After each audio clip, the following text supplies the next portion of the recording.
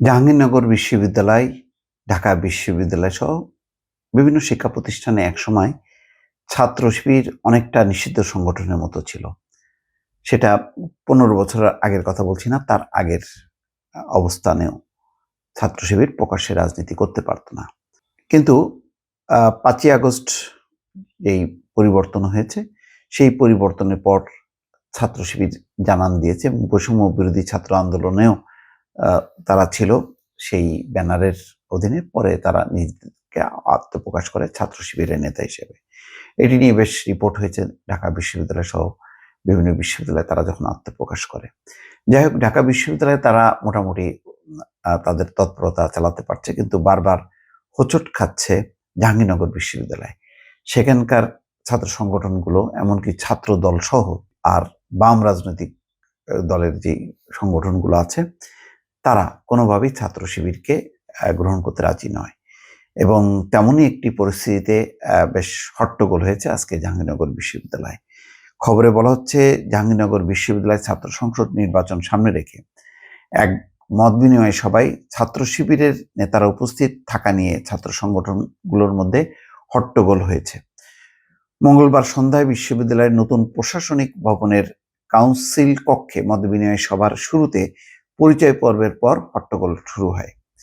পরে উপাচার্য অনুপস্থিত থাকার কারণ দেখিয়ে সভাটি স্থগিত ঘোষণা করেন বিশ্ববিদ্যালয়ের সহ উপাচার্য প্রশাসন অধ্যাপক সোহেল আহমেদ। উপস্থিত ছাত্র সংগঠনের নেতাকর্মীরা বলছেন, জাকসুর নির্বাচন সামনে রেখে মঙ্গলবার দ্বিতীয় দফায় ক্যাম্পাসের সাংস্কৃতিক ও রাজনৈতিক সংগঠনের নেতাকর্মীদের নিয়ে মতবিনিময় সভা ছিল। সভার শুরুতে উপস্থিত নেতাকর্মীরা সাংগঠনিক পরিচয় দিয়ে কথা বলেন। সবাই ছাত্র শিবিরের বিশ্ববিদ্যালয় শাখার ৫ জন নেতাকর্মীও পরিচয় দেন। ছাত্র দলের কর্মীদের পরিচয় পর্বের সময় ছাত্রদল কর্মী মোহাম্মদ শরীফ সবাই শিবিরকে কেন রাখা হলো এমন প্রশ্ন তোলেন। শিবির থাকলে কয়েকটি সংগঠন সবাই থাকবে না বলেও জানান তিনি। তখন অন্য সংগঠনগুলোর মধ্যে উত্তেজনা সৃষ্টি হয়।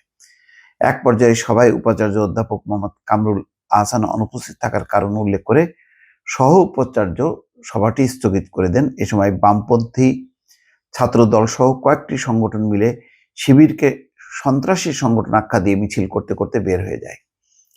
একই সময় প্রগতিশীল ছাত্র সংগঠনগুলো বাকশাল ও মুজিববাদের সহযোগী আখ্যা দিয়ে জাহাঙ্গীরনগর সংস্কার আন্দোলন, জুলাই গণহত্যা বিচার নিশ্চিত আন্দোলন এবং গণঅভ্যুত্থান রক্ষা আন্দোলন সহ অন্যান্য ব্যানারের নেতাকর্মীরা বের হয়ে যান।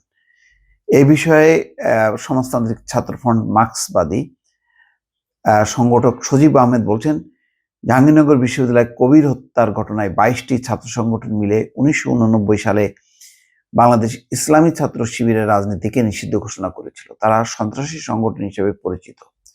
যাই হোক, এখানে জাহাঙ্গীরনগর বিশ্ববিদ্যালয় সাংস্কৃতিক সংগঠন সাংস্কৃতিক জোটের সভাপতি শারন এহসানও বলছেন, ধর্মভিত্তিক রাজনীতির সঙ্গে সংস্কৃতির চর্চার চেতনাগত দূরত্ব রয়েছে। অন্যদিকে ছাত্র শিবিরের যে সভাপতি জাহাঙ্গীরনগর, তিনি বলছেন, হারুনুর রশিদ, কোনো রাজনৈতিক দলের রাজনৈতিক অধিকার নিয়ম বহির্ভূতভাবে ফ্যাসিবাদী কায়দায় বিরত রাখার হীন চেষ্টাকে ফ্যাসিবাদের ধারাবাহিকতা বলেই মনে করি। সব বৈধ ছাত্র সংগঠনের কাছে গণতান্ত্রিক রাজনৈতিক আচরণ এবং প্রশাসন আগের সহাবস্থান নিশ্চিত করতে ব্যর্থতা থেকে বের হয়ে আসবে আশা করে ছাত্র শিবির।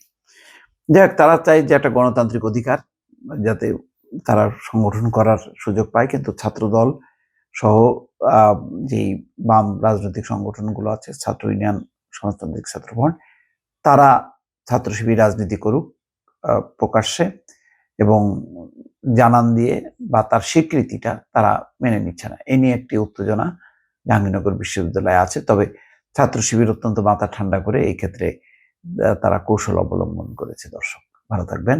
আল্লাহ হাফেজ।